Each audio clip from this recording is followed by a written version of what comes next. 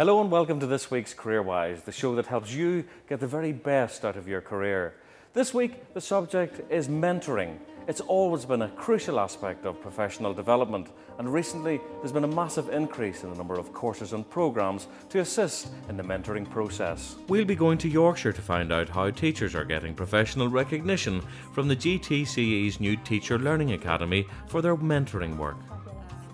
We think that there are quite a number of teachers now who are working in this area of mentoring who deserve some kind of recognition for the work that they've been doing in their own schools. And Fiona Flynn from the TES will be finding out about co-coaching. It's mentoring, but not as we know it. Talking to each other, and the thing that strikes me the most is that no one appears to be in charge. No, no one's in charge because we're both the same level.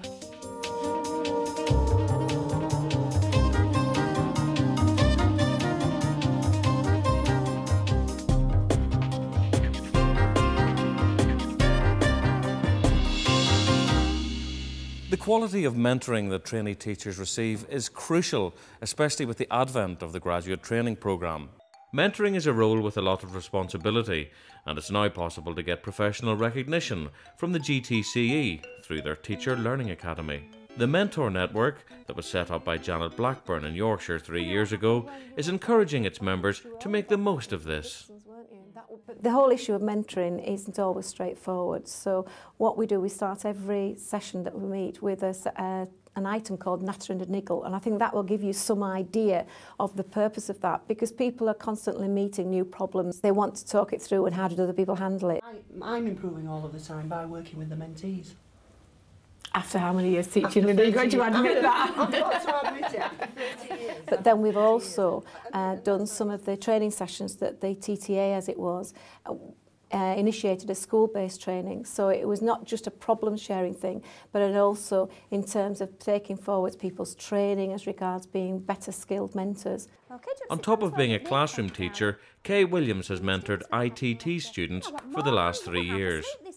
It was Janet that actually found out about the accreditation and asked us if we were interested, and we all thought it was fantastic because we've been doing mentoring for so long, and it's nice to get some recognition for it, because it is a lot of extra work, and it's nice to be recognised for it.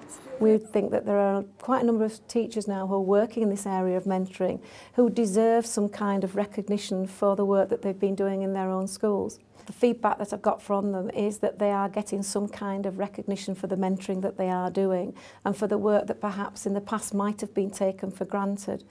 It's also useful because they can use it as a definite evidence of the quality of the work that they're doing. It's somebody else saying to them that they're doing a good job and that they're doing it well. If you'd like to find out more, check out the GTCE's website. It's time to be joined once again by our career expert Jan McKenley to find out how NQTs can get the very best out of their mentor. What should NQTs do to make sure this relationship works? Well, for start, it's a relationship in roles. So you're the newly qualified teacher, they're the experienced tutor stroke mentor.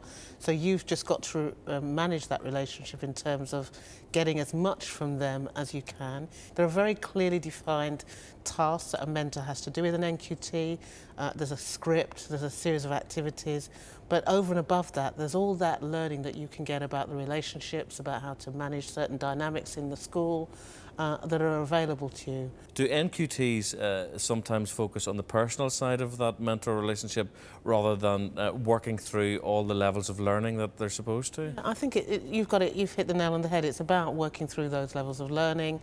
You know, that elsewhere and at other times in your career, you're choosing a mentor because you want to develop a certain part of your career or part of your skill set, and it's within your control. This one will seem out of your control, but it's not for very long. You've just got to get on with it. Wise words as always, Jan. Thanks very much indeed.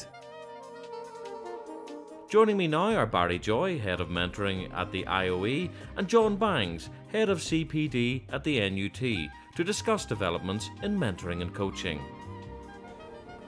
Barrie, John, welcome to CareerWise. I should say that it's Barrie and John, not Barrie John, the famous Welsh rugby player at this point.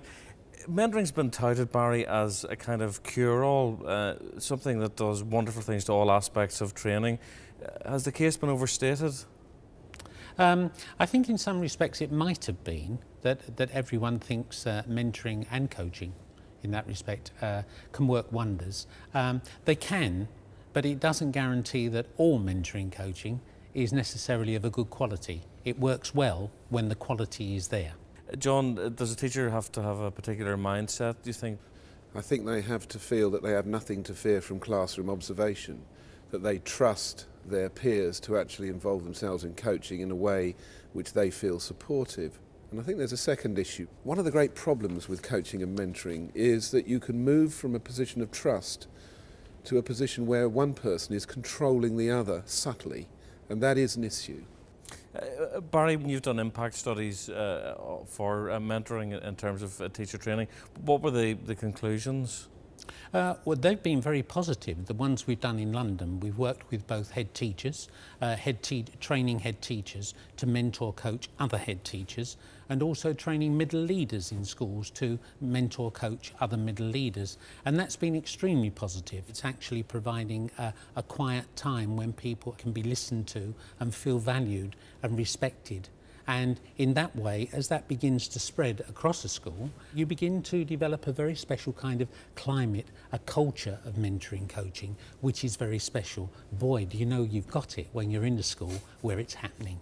John, what percentage of mentoring projects would you say are doing what they're supposed to do, and what needs to be done to help the others reach that standard? Well, we've had a lot of very positive experiences out of peer coaching. We've concentrated on encouraging teachers who have been on our teacher-to-teacher programs, that's pairs of teachers who work together and test out what they've learnt on a course in the classroom, and they've observed each other. And we've wanted to encourage those teachers to become self-confident peer coaches and to move on to mentoring perhaps of graduate and registered teachers, for example, looking after students and ensuring that they get the benefit of their expertise. It has been a very, very positive process. It is now allied with very important new developments in the teacher's pay structure. For instance, when you have a look at the new draft Excellent Teacher Standards, you are expected to be skilled in coaching and mentoring, and also to provide professional development in coaching and mentoring for other teachers in the school as well. So I agree with Barrie, this is pretty central stuff. It can be really positive. My only concern, and I don't want to actually over-egg that concern, is that if it's too allied with a high-stakes system of pay, then you're going to get people presenting what they want the other person to hear rather than being honest about their strengths and weaknesses. God forbid anyone should do a teaching job for the money. Thanks very much indeed to both of you for joining us in CareerWise today. Well, mentoring clearly has an awful lot to offer the profession.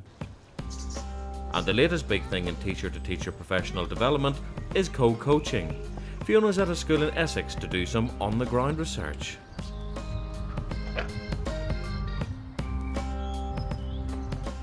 We all know about mentoring, but co-coaching seems to be the new in thing. Is it just a buzzword?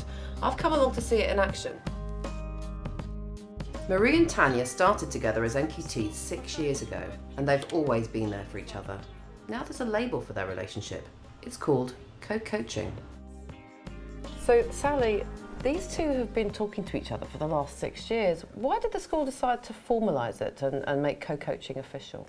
I mean, co-coaching is something that we're really keen to do as a school. You know, encouraging teachers to talk together is what it's all about. That's how we develop. Mentoring's quite established, isn't it? But co-coaching is something that I haven't come across before. Has one grown out of the other?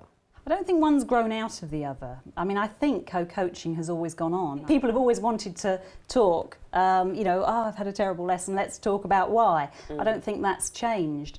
Mentoring is a word we've used for a long time. Co-coaching, I think the landscape is totally open. You can decide what you want to really explore. You might say, oh, let's look at our assessment. Let's try some new things here.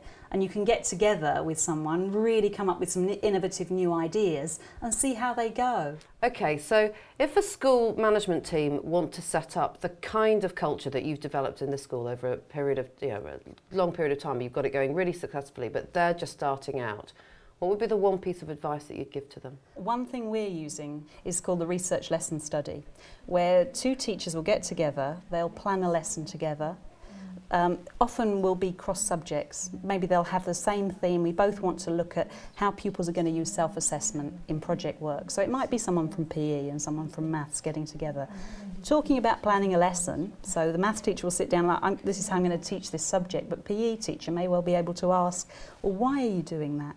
Why is it like that? Don't you think the pupils would respond well to this? And it actually teases out a lot of issues and can make the lesson quite different. And it doesn't look like it's, oh, well, they're saying they're no good at this. You know, it's that whole area of trust, and that was key from day one. Right. I'm going to go and butt in on these two and see if I can learn something from them. Hi, thank you so much for letting me sit in. I've been watching this session where you've been talking to each other, and the thing that strikes me the most is that no one appears to be in charge. No, no one's in charge, because we're both the same level, so no one takes...